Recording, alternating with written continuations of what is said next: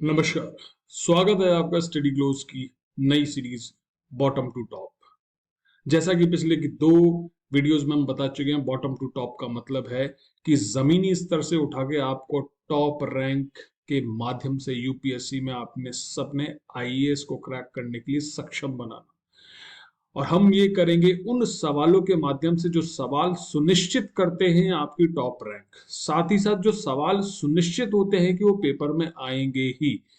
Fundamental questions जिन्हें कहा जाता है यूपीएससी घूम फिर के कई बार 30 to 40% जो क्वेश्चंस है अपने पेपर के, चाहे वो जीएस पेपर 1 हो, 2 हो, 3 हो, 4 हो, उन्हीं सेगमेंट्स में से लाता है। और उसी का एक फेवरेट सेगमेंट है एग्रीकल्चर यानी कृषि। भारत एक कृषि प्रधान देश है, लेकिन अगर वर्तमान में अलग अलग डेटा रिपोर्ट्स, पार्लियामेंट्री कमेटी के चर्चाओं, विशद न्यूज़पेपर की चर्चाओं को देखा जाए और उसी एक न्यूज़पेपर की चर्चा को उठा के मैं बात करने जा रहा हूं आपसे एग्रीकल्चर कैपेक्स पे। नाम है मेरा ऋषि Sudhanshu Pandey, sub divisional magistrate के पद पे मैं कार्य कर रहा हूं। चलिए चलते हैं इस टॉपिक पे। सामने जो टॉपिक है वो है आपके सामने एग्रीकल्चर कैपेक्स। कैपेक्स का तात्पर्य होता है कैपिटल एक्सपेंडिचर। अब ब्लैक बॉक्स, क्यों एग्रीकल्चर में कैपिटल एक्सपेंडिचर को एक ब्लैक बॉक्स माना गया है? क्या न्यूज है, किस न्यूज चैनल ने या किस न्यूज़पेपर ने ये बताया? ये बताया बिजनेस लाइन ने। इसने कहा है कि statistical under estimation which is the changes in राष्ट्रीय कृषि विकास योजना और टर्म्स ऑफ ट्रेड, ये महत्वपूर्ण टर्म्स हैं तीनों ही जिनको मैंने लगाया है, ब्लॉक किया है। एग्रीकल्चर से रिलेटेड, वर्ल्ड लेवल पे एग्रीकल्चर ट्रेड से रिलेटेड। यहां इन्होंने एक छोटा सा स्टेटमेंट दिया है कि may have worked as negative factors. अब सबसे पहले चर्चा करेंगे हम कुछ चीजों की। What exactly is agriculture capex, ये योजना क्या है, टर्म्स ऑफ ट्रेड क्या है, किस तरीके से इसने इन चीजों पे एडवर्स इंपैक्ट डाला है।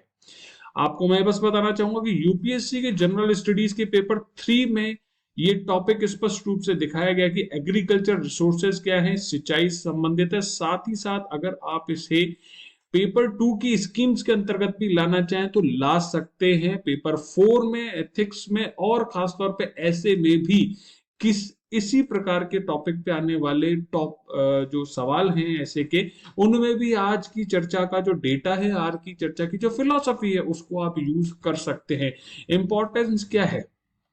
पहला इंपॉर्टेंस है कि gross capital formation in agriculture जो है वो डिक्लाइन हो रहा है। दूसरा है इस रिडक्शन ऑफ जीसीएएफ यानी gross capital formation in agriculture जो है, इसके रिडक्शन का इंपैक्ट क्या होगा, हमारे एग्रीकल्चरिस्ट पे इसका इंपैक्ट क्या होगा, यानी काश्तकार पे इसका इंपैक्ट क्या होगा, हमारी जो एग्रीकल्चर के साथ साथ एम्प्लॉयमेंट जनरेशन की जो कैपेसिटी है उस पे इंपैक्ट क्या होगा, परचेजिंग पावर जो है उस पे इंपैक्ट क्या होगा, और साथ ही साथ पॉवर्टी पे इंपैक्ट क्या होगा। इन सभी बातों की चर्चा करेंगे।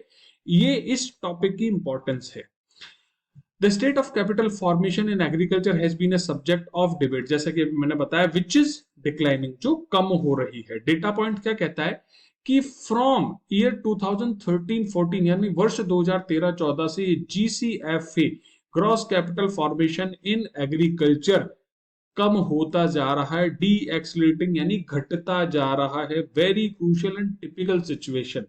ठीक है, it should be capital formation should be good always in any segment of economy, which may be service sector, which may be manufacturing sector। जो मैन्युफैक्चरिंग सेक्टर भी हो सकता है, आपकी सेवा क्षेत्र भी हो सकता है, कृषि क्षेत्र भी हो सकता है, क्योंकि कैपिटल फॉर्मेशन भविष्य में उस पर्टिकुलर सेगमेंट में ग्रोथ को दर्शाता है बजाय रेवेन्यू के। GCFA gross capital formation in agriculture as a percentage of agriculture and allied sectors of GDP has come down from 17.5 जो कि 2013-14 में था, 2020-21 में ये रह गया 15.7%। कहने का सिंपल सा मतलब है कि जीडीपी में जो इसका पार्टिसिपेशन है, जीडीपी में जो इसका भाग है ग्रॉस कैपिटल फॉर्मेशन का, वो 17 से 15.7 यानी अराउंड 2% कम हो गया है। These are the data points. ध्यान रखिए, ये क्या है, कुछ डेटा पॉइंट्स है, ये और ये दोनों ही आपके डेटा के रूप में काम आएंगे, ध्यान रखिएगा। Although this is in keeping with the overall trend. वर्तमान में पूरी इकोनॉमी की हर सेगमेंट में, इकोनॉमी के सेगमेंट्स क्या क्या होते हैं, primary, tertiary and second, primary, secondary and tertiary. ठीक है, प्राइमरी हो गया आपका एग्रीकल्चर, सेकेंडरी क्या हुआ क्या हुआ क्या हुआ, मैन्युफैक्चरिंग, और टर्शरी हो गया आपका सर्विस सेक्टर। यहां ये कहा गया कि तीनों ही जो सेगमेंट है, बेसिक सेगमेंट इकोनॉमी में, तीनों में ही ओवरऑल ट्रेंड क्या है, डिक्लाइनिंग का है। लेकिन एग्रीकल्चर में जो डिक्लाइन आया है कैपिटल फॉर्मेशन का, वो ज्यादा गहरा है, ज्यादा डिक्लाइन उसकी जो दर है वो काफी ज्यादा तेज है। CAGR, compound annual growth rate of both GCF and GCFA, gross capital formation of completes all the segments, और gross capital formation of agriculture 9% थी किसमें, ईयर 2004-5 से लेकर 2013-14 से तक। लेकिन ये शार्पली कम हुई कितने परसेंट पे, 3% में, 9% से सीधे 3% पे। It is a very sharp decline, very steep decline. कितने, पिछले 8 वर्षों में, 2013-14 से 2020-21 का। बल्कि एक चीज ध्यान रखने की, चूंकि यहाँ पे GCF और GCFA दोनों ही 9% थे, बट यहां केवल GCFA है वो 3% आया, GCF कितना रहा, 5% पे। तो अब आई होप मैं जो समझाना चाह रहा था वो समझ गए कि हमारे यहाँ एग्रीकल्चर के ग्रॉस कैपिटल फॉर्मेशन में काफी ज्यादा कमी आई है। जनरल कैपिटल फॉर्मेशन भी कम हुआ है, लेकिन वो इतनी ज्यादा गहरी दर से कम नहीं हुआ है। मैंने आपसे भी थोड़ी देर पहले चर्चा की थी कि GCFA का क्रूशियल, इसके डिक्लाइन का कम होने से क्या है, फ्यूचर ग्रोथ किसकी, एग्रीकल्चर की जो है वो कम होगी। इससे इंपैक्ट क्या पड़ेगा, डिसलेशन इंपैरेटिव टू अंडरस्टैंड कि भाई इसकी कमी के कारण, इस ग्रोथ की कमी के कारण ये डिक्लाइन आया है। अब एक्चुअली ये क्या होता है, what exactly is gross capital formation in agriculture, is the value of new or existing fixed asset acquired by the agricultural or in the allied sector। सीधी सी बात है, कैपिटल का मतलब है, जैसे उदाहरण के लिए आपको समझा देता हूं कि आपके घर में आप जब एक किसान ट्रैक्टर लेके आता है तो उसे कैपिटल फॉर्मेशन कहा जाता है। लेकिन जब वो केवल यूरिया और बीज लाता है तो उसे कैपिटल फॉर्मेशन नहीं कहा जाता, क्योंकि वो खत्म हो जाएगा, समाप्त हो जाएगा। एक किसान जब हैंडपंप लगाता है या फिर पर ड्रॉप सिस्टम, स्प्रिंकलर सिस्टम खरीद के लाता है, क्योंकि वो लॉन्ग टर्म चलने वाले हैं। स्प्रिंकलर सिस्टम उसके पानी के कंजम्पशन को, स्प्रिंकलर सिस्टम उसके मैन पावर को कम करता है, तो इसे कहा जाता है कैपिटल फॉर्म किया उसने, असेट जो था उसे एक्वायर किया। ठीक है, अलाइड सेक्टर, चाहे भेड़ पालन के लिए कोई मशीन लेके आता है, दुग्ध उत्पादन के लिए गायों के दूध निकालने के लिए कोई मशीन लेके आता है, तो उसे कैपिटल फॉर्मेशन कहा जाता है, क्योंकि वो फ्यूचर रेवेन्यू जनरेशन के काम आएगा। ठीक है, it is a measure of producers investment in fixed asset, जैसे कि मैंने आपको बताया, माइनस डिस्पोजल्स जो उसके छोटे मोटे खर्चे हैं एक पर्टिकुलर ड्यूरेशन के दौरान। ठीक है, GCF ग्रॉस कैपिटल फॉर्मेशन क्या है, डोमेस्टिक कैपिटल फॉर्मेशन है, although it does not include addition to non-reproducible tangible asset like land, mineral deposits and the natural growth of standing timber or crop। ये किसी भी जमीन की कीमत, क्योंकि जमीन की कीमत बाय डिफॉल्ट होती है, उसमें GCF में काउंटर नहीं होती। मिनरल जो है जमीन में, उसकी कीमत काउंटर नहीं होती, क्योंकि देवर बाय डिफॉल्ट देयर, वहां पहले से ही थे। और ना ही कोई खड़ा हुआ पेड़ उसको काउंट किया जाता है, चूंकि ये सभी चीजें एग्रीकल्चर के सेगमेंट में आती हैं, इसलिए इन पे चर्चा हो रही है। GCF के दो कंपोनेंट होते हैं, पहला है ग्रॉस फिक्स्ड कैपिटल फॉर्मेशन और दूसरा है इन्वेंटरीज या फिर स्टॉक्स में बदलाव, changes in inventory and stocks. अब इस एनालिसिस में हम और क्या बात करेंगे, हम मेनली जो GFCF है यानी ग्रॉस फिक्स्ड कैपिटल फॉर्मेशन है उसकी बात करेंगे। ये इन एग्रीकल्चर कहा किसको जाता है, पब्लिक सेक्टर और प्राइवेट सेक्टर दोनों में ही अलग अलग काउंट किया जाता है। ऐसा नहीं कि एक साथ काउंट कर ले, जैसे कि प्राइवेट सेक्टर में क्या क्या क्या, प्राइवेट कॉर्पोरेशन भी आएगी, हाउस होल्ड सेक्टर भी आएगी। जैसे एग्जाम्पल के लिए आपका एक कुनबा है, परिवार है, उस परिवार के लेट्स से कि 50 लोग एक सेक्टर में काम कर रहे हैं, तो वो कहलाएगा house hold sector. Private corporation अगर आपने देखा होगा कि बड़ी बड़ी जैसे लेज के चिप्स वो उगाते हैं, तो आलू का प्रोडक्शन कराते हैं, है ना, तो वहां पे वो प्राइवेट कॉर्पोरेट कहलाएंगे। तो आई होप ये प्राइवेट सेक्टर के दोनों सेगमेंट आपको समझ में आ गया। GFCF क्या है, पब्लिक सेक्टर और वो किसका अकाउंट में उसमें क्या अकाउंट किया जाता है, दैट इज इरिगेशन, यानी सिंचाई परियोजनाएं। It is a capital formation because सिंचाई से परमानेंट सोल्यूशन है उसकी फसल खराब होने से या फिर उसकी फसल के प्रोडक्शन में। इरिगेशन, एक बार एक नहर बना दी जाती है तो उससे सालों से सिंचाई होती है। I hope you understand. Capital formation in the private corporate sector क्या है, plantation activities.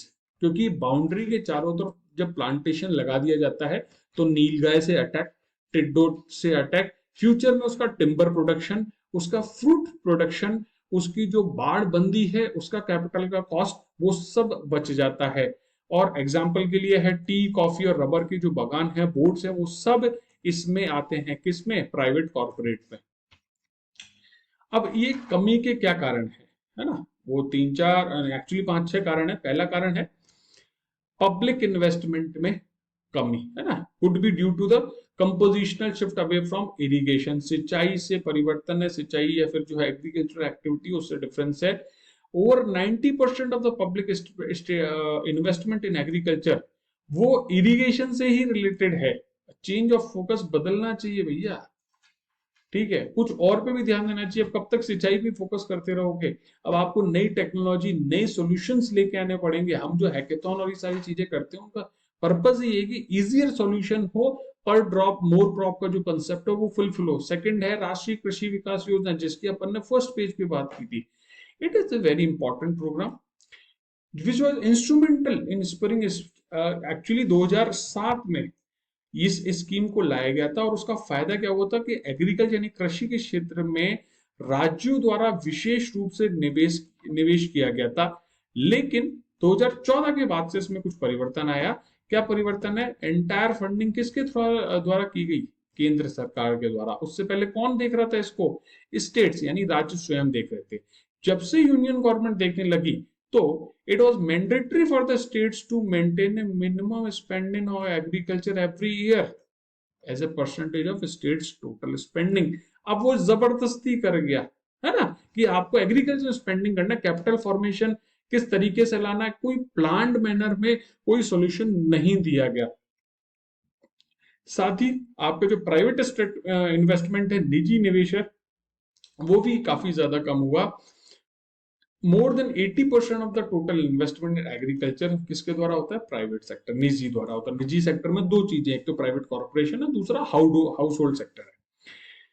Terms of trade जो है एग्रीकल्चर में, या वो चाहे हो नॉन एग्रीकल्चर में, टीओटी जिसे की कहा जाता है, एक्चुअली एक इंपॉर्टेंट कॉन्सेप्ट होता है कि प्राइवेट इन्वेस्टमेंट एग्रीकल्चर में बढ़ता जाएगा या घटता जाएगा। जब भी terms of trade private investment के फेवर में होती है तो वो हमेशा बढ़ता जाता है। लेकिन टर्म्स ऑफ ट्रेड जब उसके नेगेटिव यानी उसको मार्जिन या फिर उसको लॉस में होती है तो वो नहीं करता। तो अब ये वर्तमान में टर्म्स ऑफ ट्रेड इस तरीके की बनाई जा रही है या फिर बन रही है, whether it is related to foreign countries exports, कि जो प्राइवेट इन्वेस्टमेंट है वो कम हो रहा है। यहाँ टीओटी का एक्सप्लेनेशन पढ़ लेते हैं। Reflect the prices received by farmers and the TOT has decelerated substantially in the recent period. जैसा कि मैंने आपको बताया, लॉस, तो टर्म्स ऑफ ट्रेड इस प्रकार की हो गई कि फार्मर को लॉस है तो फिर प्राइवेट इन्वेस्टमेंट हो गई नहीं और इससे डीएक्सलरेशन डिसलरेशन हो गई होगा। और टीओटी में ऑल्सो भी डैम्पेंड द प्राइवेट, मतलब डैम्पेंड का मतलब है कम कर दिया है उसने एग्रीकल्चर क्षेत्र में। अब प्राइवेट सेक्टर इन्वेस्टमेंट एग्रीकल्चर में सिग्निफिकेंटली इंक्लूड करता था, वो टीओटी से मैंने जैसा कि आपको समझाया सीधे इंपैक्ट करता है और कुछ खास बात ये नहीं है। शिफ्ट इन एग्रीकल्चर प्रैक्टिस, ये एक इंपॉर्टेंट चीज है। वर्तमान में जो कृषि की प्रक्रियाएं हैं उनमें बदलाव हो गया है, मोर मॉडर्न हो गई है, एफिशिएंट मेथड आने लगा है, जैसे माइक्रो इरिगेशन आया। और इससे भी टाइप और स्केल जो है कैपिटल इन्वेस्टमेंट का कम हो गया। माइक्रो इरिगेशन आ गया तो किसी को हैंडपंप और ट्रैक्टर और इस तरीके की चीजों को लगाने की जरूरत ही नहीं है। सिंपल सी मोटर लगाई, एक पाइप लगाई, ड्रॉप ड्रॉप ड्रॉप पानी लगा दिया, ठीक है। यहां हम अच्छे बुरे की बात नहीं कर रहे हैं, ध्यान रखना। यहां हम बात कर रहे हैं कि whether the capital investment, capital formation in agriculture is declining और not, and why it is declining. वापस से कह रहा हूं, अच्छे बुरे की बात नहीं कर रहे। हो सकता है कि micro irrigation is a better concept than a full time irrigation, है ना, लॉन्ग या big irrigation, but it has declined, it is the reason of declining the economic and policy factor क्या है? Broader economic factors including the government की policy जो है, agriculture practices जिसकी अपन ने चर्चा की, ये भी डिसलेरेशन का एक रीजन हो सकता है। एग्जांपल के लिए सब्सिडीज किस तरीके से दी जाती है, जैसे डीजल की सब्सिडीज आज के कुछ सालों पहले रेशनलाइज कर दी गई, उससे पहले डीजल पे बहुत अच्छी सब्सिडी दी जाती थी। तो ये एक इंपॉर्टेंट पॉलिसी है जिससे कि इस कैपिटल फॉर्मेशन में कमी आई। क्रेडिट अवेलेबिलिटी मतलब किसी लोन लेने के लिए उसकी व्यवस्था है या नहीं है, मार्केट एक्सेस उसके पास कितना है, इन सबसे भी इन्वेस्टमेंट के डिसीजन पे इम्पैक्ट होता है। अब GCAF gross capital agriculture formation जो है, see it this GCF AF is wrong, capital formation जो है वो कम हुआ है, टर्म गलत लिखा हुआ है, प्लीज इसको चेंज कर लें। द एग्रीकल्चर सेक्टर में ग्रो स्लोअर। अब अगर ये कैपिटल फॉर्मेशन, देखो कभी भी किसी सेक्टर में अगर कैपिटल फॉर्मेशन कम होता है ना, तो डेफिनेटली वो स्लो ही, उसमें कोई खास ग्रोथ नहीं होगी। जैसे आपने आज गाड़ी ली है ना, इस गाड़ी में हमेशा पेट्रोल पेट्रोल पेट्रोल पे ही पैसा देते जाओगे, तो फ्यूचर में नई गाड़ी लाने का क्या व्यवस्था रहेगी? अब उस गाड़ी में पेट्रोल डालने के साथ साथ उसको अगर आपने कैब में लगा दिया तो उससे थोड़ा पैसा आएगा। अब वो पैसा आएगा तो, या ये कहो कि उसमें सीट की व्यवस्था आपने अच्छी कर दी, उसके टायर आपने चेंज कर दिए, तो एक तरीके से कैपिटल फॉर्म कर रहे हो धीरे धीरे आप, तो वो गाड़ी कंटिन्यूसली कई सालों तक आपको आउटपुट दे देगी। लेकिन अगर आपने उसका ध्यान नहीं दिया, उसके एसेट चेंज नहीं करते गए, तो फिर आपका जो ग्रोथ है वो कंपैरेटिवली लो होती रहेगी। Less capital means less investment and which is in infrastructure में कम पैसा लग रहा है, टेक्नोलॉजी में कम पैसा लग रहा है, मॉडर्न फार्मिंग प्रैक्टिसेस है वो नहीं आ रही, और बिना इनके आज की तारीख में एग्रीकल्चर में ग्रोथ संभव ही नहीं है। इंडिया में एक स्टडी ने पाया है कि 10% increase in public capital formation in agriculture led to 1.6% increase in agriculture output, which is a very big impact India के केस में। फॉरेन कंट्रीज में थोड़ा और ज्यादा हो सकता है, खासतौर पे वेस्टर्न कंट्रीज में, बट इंडिया में जो इम्पैक्ट है, बिकॉज हमारी बहुत ज्यादा पॉपुलेशन है which is around 40 to 43% is getting employment from agriculture sector only, है ना। तो इसलिए हमें इस चीज पे भी ध्यान रखना पड़ेगा। वर्ल्ड बैंक का डेटा क्या कहता है कि भाई income of the poorest 40% of the population in low income countries, चाहे आप साउथ ईस्ट एशिया की कुछ कंट्रीज हैं साउथ एशिया की कंट्रीज हैं, अफगानिस्तान, सॉरी अफ्रीका की कुछ कंट्रीज हैं, जहां पर आपकी पुअरेस्ट कंट्री मानी जाती है। $1.25 पर डे 2018 में एवरेज इनकम थी, और रिचेस्ट कंट्रीज में क्या इनकम है? $9.16 पर डे। तो बहुत ज्यादा डिफरेंस है, और जहां एग्रीकल्चर सेक्टर में ग्रोथ स्लो है, वहां ये इनकम इनइक्वालिटी बढ़ती जाएगी। ऐसा नहीं है कि खत्म हो जाए, जल्दी समाप्त हो जाए। पर्यावरण पे इम्पैक्ट क्या होगा? डेफिनेटली पर्यावरण पे इम्पैक्ट होगा। कैपिटल फॉर्मेशन नहीं होगी तो हम ओल्ड पैटर्न से ही एग्रीकल्चर करते जाएंगे, और ओल्ड पैटर्न का इम्पैक्ट क्या होता है? आपकी जो उत्पादकता होती है आपकी लैंड की वो कम होती है, आप यूरिया और खाद का उपयोग ज्यादा करते हैं जिससे केमिकल बढ़ता है, अनुपजाऊ जो आपकी ऊसर है, मिट्टी जो है ऊसर बनती जाती है, वाटर की जो यूसेज है वो कंपैरेटिवली ज्यादा करते हैं, आउटपुट कम होता है। स्टडी क्या कहती है वर्ल्ड रिसोर्स इंस्टीट्यूट की, कि agriculture was responsible 24% of the global green house gas, जैसे कि मैंने आपको कहा 2010 में, और अल्टीमेटली 30% हो जाएगा 2050 तक अगर करंट ट्रेंड कंटिन्यू करते हैं। तो हमें लो कार्बन इमिशन और क्लाइमेट स्मार्ट टेक्नोलॉजीज को अपनाना ही पड़ेगा, और उसके लिए कैपिटल फॉर्मेशन आवश्यक है। गवर्नमेंट ने क्या क्या इनिशिएटिव लिए हैं? किसान क्रेडिट कार्ड, जैसे कि अभी अपन ने चर्चा की, क्रेडिट अवेलेबिलिटी उसके पास रहनी चाहिए। इंटरेस्ट सबवेंशन स्कीम का मतलब होता है अगर आप समय पे इंटरेस्ट दे देते हैं तो फिर आपको जो इंटरेस्ट रेट जो 7% थी वो 3% ही रहेगी, इससे आपको कम लोन जो आपका इंटरेस्ट है वो देना पड़ेगा। इसके अलावा ग्रामीण भंडारण योजना, जिससे कि आपके एग्रीकल्चर प्रोड्यूस है उन्हें सुरक्षित रखा जा सके वेयर हाउस में। इसके अलावा प्रधानमंत्री किसान संपदा योजना है, एग्री मार्केट इंफ्रास्ट्रक्चर फंड, ये सभी फंड्स हैं जिससे एग्री टेक इंफ्रास्ट्रक्चर को क्रिएट किया जा सके। परंपरागत कृषि विकास योजना, mission organic value chain development, ये आपके क्लाइमेट चेंज और इस तरीके के एग्रीकल्चर, न्यू स्मार्ट एग्रीकल्चर को बढ़ावा देने की योजनाएं हैं। साथ ही साथ ऑर्गेनिक फार्मिंग को बढ़ावा देती है। स्टार्टअप इकोसिस्टम के लिए राष्ट्रीय कृषि विकास योजना, जिसकी अब हमने चर्चा की, और एग्री उड़ान आदि शामिल हैं। वे फॉरवर्ड क्या कहता है कि भैया बिना कैपिटल फॉर्मेशन, खासतौर पे पब्लिक एक्सपेंडिचर, चाहे वो इरिगेशन पे हो, रिसर्च और डेवलपमेंट पे हो, एक्सटेंशन सर्विसेज भी हो, मार्केट इंफ्रास्ट्रक्चर पे हो, वो करना ही पड़ेगा, उनके बिना काम चलेगा नहीं। और बिना प्राइवेट सेक्टर पार्टिसिपेशन के चाहे सरकार कितना ही कर ले सब कुछ नहीं होगा। तो सरकार और प्राइवेट जो सेक्टर है उसको मिलकर ही काम करना पड़ेगा। इस पोटेंशियल को leveraging the potential of climate finance, जो आपको ग्रीन हाउस गैस को कम करने के लिए पैसा मिलता है उसको क्यों ना इसके कैपिटल फॉर्मेशन के लिए आप यूज करें। It is the same. इससे एग्रीकल्चर का आउटपुट भी बढ़ेगा और आपको भी फायदा होगा। तो भैया, भारत एक कृषि प्रधान देश है और जब तक भारत में किसानों की दशा के सुधार नहीं होगा तब तक भारत में वास्तविक आजादी और वास्तविक लोकतंत्र जमीनी स्तर पर चरितार्थ होना थोड़ा मुश्किल है। और हाल ही में खास बात तो ये कि आज 2 या 3 दिन पहले कृषक दिवस भी गया है। तो सभी किसान भाई और बहनों को मेरा नमस्कार। जय हिंद, जय भारत।